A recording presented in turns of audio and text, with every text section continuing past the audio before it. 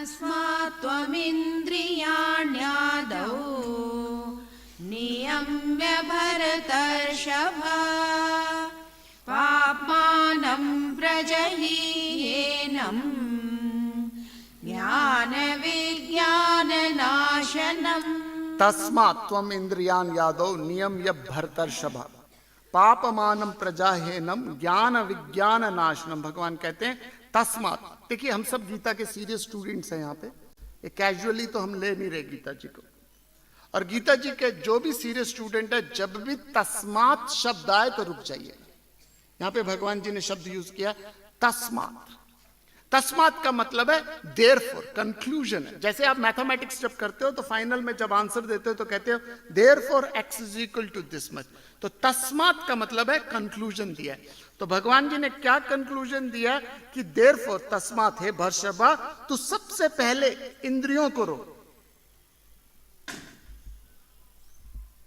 तो सबसे पहले किसको रोक? इंद्रियों को रोक। तू पहले इंद्रियों को रोक। इस ज्ञान विज्ञान को नाश करने वाले पापी को तू निस्संदेह मार।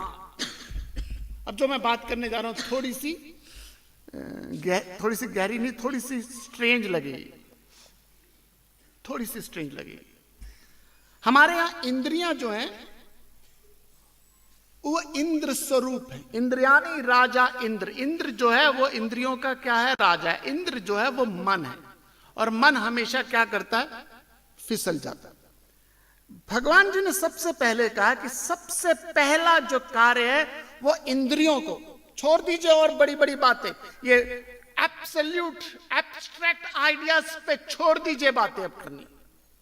हम क्या करते हैं, अध्यात्म में जब आते हैं ना तो थोड़ी देर में हाई फंडा फिलॉसफी बात करने शुरू कर देते हैं, एब्स्ट्रैक्ट बातें करने लग जाते हैं, एक्सट्रिंसिक और इंट्रिंसिक इल्यूजन्स पे शुरू हो जाते हैं। हम अब बात करनी शुरू कर देते हैं हाईएस्ट फंडा फिलॉसफी पे, ध्यान पे, मेडिटेशन पे। भगवान जी कहते हैं कि यदि स्पिरिचुअल जर्नी में सबसे पहले क्या कीजिए, अपनी इंद्रियों को। तो भगवान कहते हैं देयरफॉर सबसे पहले यदि तू अध्यात्म की शिखर में पहुंचना चाहता है, अध्यात्म के सफर में चलना चाहता है, तो सबसे पहले अपनी इंद्रियों पे क्या कर? वश कर। और ये पूरी की पूरी रामायण यही बात दर्शाती है।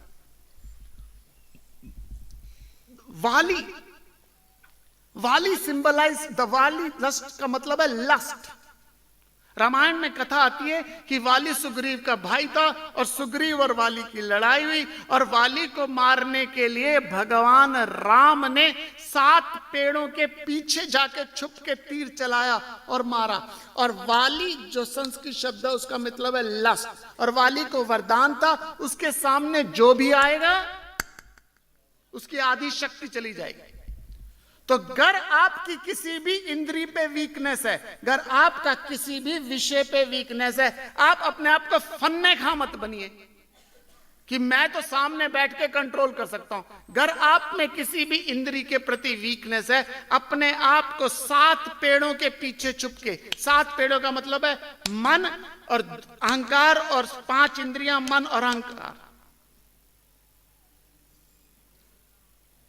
इन 5 इंद्रियों को क्या कीजिए, 5 इंद्रियां मन और अहंकार से पीछे से छुप के बुद्धि से प्रहार करें।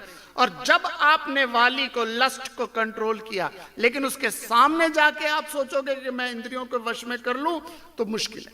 और इसी का दूसरा उदाहरण रामायण में आता है, वो है सीता माता। सीता माता के मन में इच्छा आई, सुन लीजिएगा, सीता माता के मन में इच्छा आई गोल्डन फ्लीटिंग डियर की। गोल्डन फ्लीटिंग डियर का मतलब है एक भागते हुए मृग की। उस मृग को जब देखा, सीता माता के अंदर इच्छा आई, मन डोला। भगवान राम जी को बोले सीता माता की मुझे हिरन चाहिए। राम जी ने कहा यहाँ सही नहीं है, लेकिन सीता माता नहीं मानी। राम जी गए, कहानी सबको पता है। राम जी गए, पीछे से आवाज आई लक्ष्मण लक्ष्मण लक्ष्मण। सीता माता का मन डोला। उस मन डोलने में उन्होंने लक्ष्मण को भेजा। लक्ष्मण पहले माना नहीं, फिर भी लक्ष्मण जी को भेजा। लक्ष्मण जी भेजने जाने से पहले सीता माता को कह गए ये लक्ष्मण रेखा को क्रॉस मत करना। और जब रावण भिक्षु के भेष में आया, कहानी सबको पता है, रावण जब भिक्षु के भेष में आया और रावण कहने लगा भिक्षा दे, और सीता माता ने वो लक्ष्मण रेखा को क्रॉस किया, तो 10 सर वाला रावण ने उसको सीता माता को पकड़ लिया। ये कहानी नहीं है, ये हमारी अपनी व्यथा है।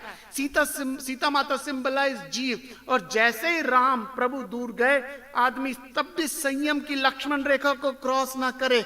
लेकिन अगर आप अपनी संयम की लक्ष्मण रेखा को क्रॉस करेंगे, कोई भी आदमी अपनी ही बनाई हुई संयम की लक्ष्मण रेखा को क्रॉस करेंगे, तो ये 10 इंद्रियों का राक्षस आपको मुझको क्या कर लेगा? जकड़ लेगा। तो सबसे पहला स्टेप अध्यात्म का क्या है? ये कई लोग क्या करते हैं, इंद्रियों में वश नहीं है, खाने में वश नहीं है, सोने में वश नहीं है, पहनने में वश नहीं है, कुछ भी करते रहते हैं। और बात कर लो तो बड़ी अच्छी हाई फंडा फिलॉसफी बात करते हैं, और क्या कहते हैं कि हम तो बड़े ज्ञानी हैं। ज्ञानी इसका सबसे पहला स्टेप है कि आपका मेरा अपनी इंद्रियों में वश। तो भगवान कहते हैं सबसे पहले हे भरतर्षभा, तू इंद्रियों को वश में कर। अगर इंद्रियों को वश में नहीं करता तो राक्षस आके तुझे जकड़ लेंगे। ये कहानी मेरी नहीं है, मैंने शेखर सेन से सुनी थी। शेखर सेन जो वन एक्ट प्लेयर है। रावण जी मर रहे थे तो सारे असुर आए, रोने लगे सामने। सारे असुर आए, रोने लगे तो सारे असुर कहने लगे रावण जी से कि महाराज आप जा रहे हो, आप दुनिया छोड़ के जा रहे हो। क्योंकि असुर क्या करते थे, यज्ञ में विघ्न डालने आते थे, यज्ञ में विघ्न डालते थे असुर। तो आप जा रहे हो तो यज्ञ में विघ्न डालने वाला कौन होगा? तो रावण ने मरते हुए कहा चिंता मत करो, कलयुग में मैं आऊंगा प्लास्टिक की फॉर्म लेके, और उसका नाम होगा मोबाइल। जब भी कहीं पे भी यज्ञ हो रहा होगा, उस यज्ञ में विघ्न डालने क्या करूंगा? मैं विघ्न डालूंगा।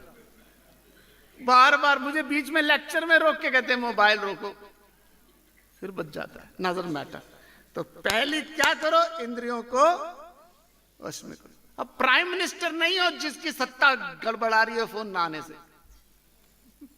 सत्ता नहीं गड़बड़ाएगी आपकी, फोन आ गया नहीं आ गया। सहजता से करो, इंद्रियों पे वश करो। नेक्स्ट।